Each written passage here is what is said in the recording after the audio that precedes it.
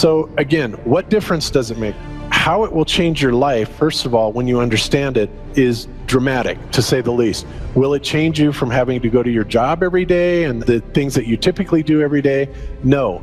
But when this knowledge becomes more mainstream and these agencies are starting to be held accountable, and you understand that they're all participating in this, not just the United States government, not just NASA, but China, Russia, India, all of them have space programs. They all have the same symbolism. They're all doing the exact same thing to their citizenry. And the first thing you have to understand about this is that the deception goes all the way to the top. And when I say all the way to the top, you have to kind of get rid of the notion that the people at the very highest levels are working together. We're not against each other. There was never any such thing really as the Cold War, but the people that are in power, that have all the money, the Rockefellers, the Rothschilds, the Morgans, the on and on and on, you have to understand conspiracies a little bit to understand the magnitude of this deception.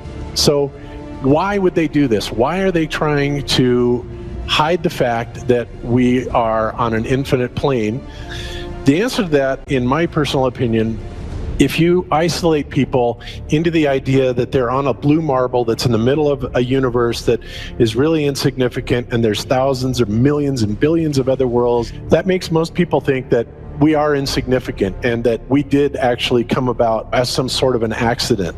Now, when people believe that, their minds are much more malleable. And it's all about control. Remember, it's not about money. Money is irrelevant. They print the money.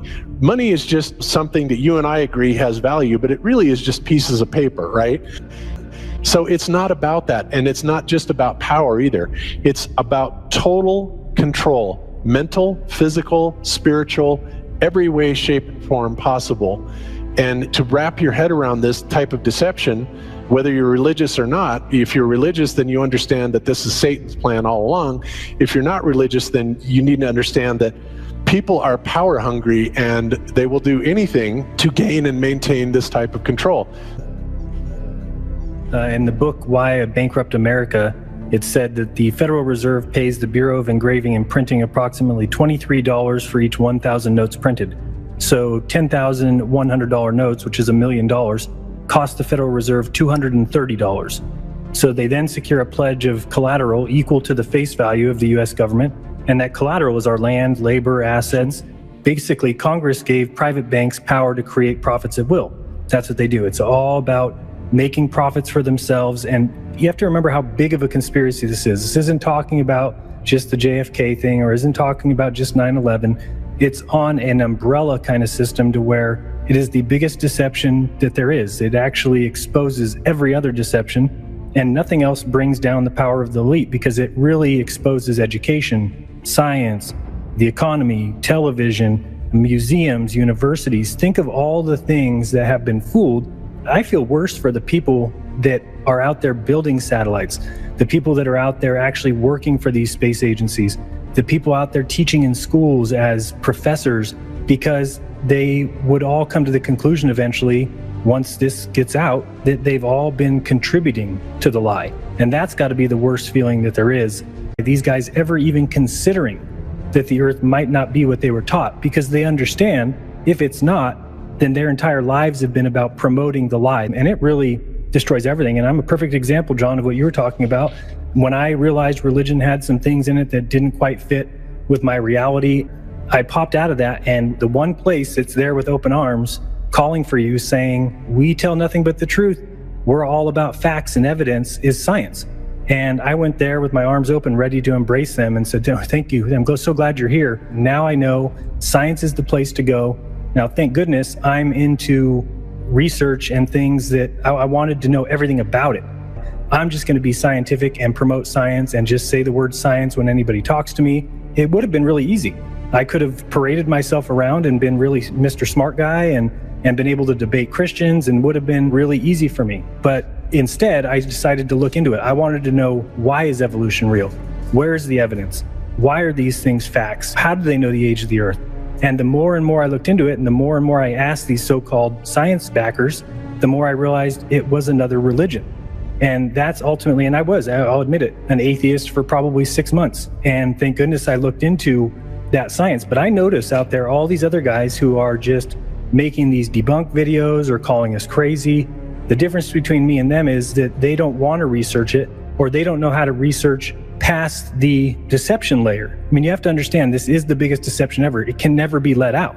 So if you're looking for, well, why does Jaron say this? And you go look up Google or something like that, and you just search it one time and don't try and look at any other sources besides the mainstream sources, then you shouldn't be surprised that you're going to get the exact answer you're looking for. That's only going to confirm what the elitists or what these people who are fooling us from the top down, what they want you to find. And then they go and make videos claiming these are evidence that we're wrong. And they say, well, these guys didn't even research it. If they would have looked it up one time, they would have found it. That's crazy talk. If you think we don't know the mainstream reasoning behind it, that we don't need to bring that up to people, because anybody like you can go look it up and find that exact answer. That's not doing research. And this is a deception on the highest level that you need to go and dig deeper and look at different bits and pieces and put it together and come up with your own explanation. Because if you're just going to take what mainstream tells you and believe it, then go watch Fox News and enjoy what the mainstream wants you to enjoy. That's the way that they operate. So I just think when it comes down to people asking, how does it affect my life? No, I guess it depends on you. If you don't care that you've been lied to about everything from school, from kindergarten on, everything that you were taught in school was meant to get your mind into a certain frame of reference, to make you think about the world a certain way. If you don't care that that happened, if you're happy going to your 9-to-5 job and you're comfortable in your belief about who your creator is, then it doesn't affect your life. For a lot of us, that is a pretty big deal. For me, it looks like 35 years of my life was completely wasted on a false existence that someone else decided to sell me. You know, I'm going to spend the rest of my life exposing it because I don't think it's right. It's not the way you treat other people. It's not the way you treat other beings. We all have a right to life, liberty, and the pursuit of happiness. And somebody just said that, but then behind the scenes, they made sure that they kept us unhappy and that we weren't free and that they were the ones who got to enjoy the good life while we worked for them. Think about when this idea catches on and the awareness of the level of deception that we are kept under. And I think a lot of people are waking up to it. You know, 9/11, you know, being the fraud that it is, Sandy Hook being a fraud, on and on and on. But at some point, we're hoping that this is going to hit critical mass. And when it does, then all of a sudden, these institutions that are taking billions and trillions of dollars from us to simply enslave us, to keep us going to work every day and never having enough money or time, and other countries that are starving, have no medical. All this aside, when this all goes away, then we're talking about an entirely different world. Then we're talking about the kind of world that would be, I dare say, more utopian if people understood that we are special, that there is a creator, and that really, when people come to this realization, we will start becoming more aware of the value of other humans and human life. And we don't look at people as, well, just because they're different from us, then they're wrong and they're funny and they're weird. We see each other as brothers, and we see each other as related in family, and we start respecting each other on a level that is due to everyone. And when that happens and we get rid of the governments that are enslaving us and the people above the governments that are controlling them, then all of a sudden we start looking at a society where we can start improving upon ourselves. We can start making our own technologies that will benefit humanity instead of the elite usurping all these technologies and using it for themselves against us. But at that point, everything changes. Absolutely everything changes, because we no longer are living in a slave world. We're living in a truly free world where everybody is sovereign and everybody has much more respect for other selves, other people. So it is a big thing. It really is. You can't just brush it off as saying, what difference does it make? It's not going to change anything. Au contraire, not only will it change things, it'll bring us to an entirely new paradigm, an entirely new way of life. Yep, absolutely.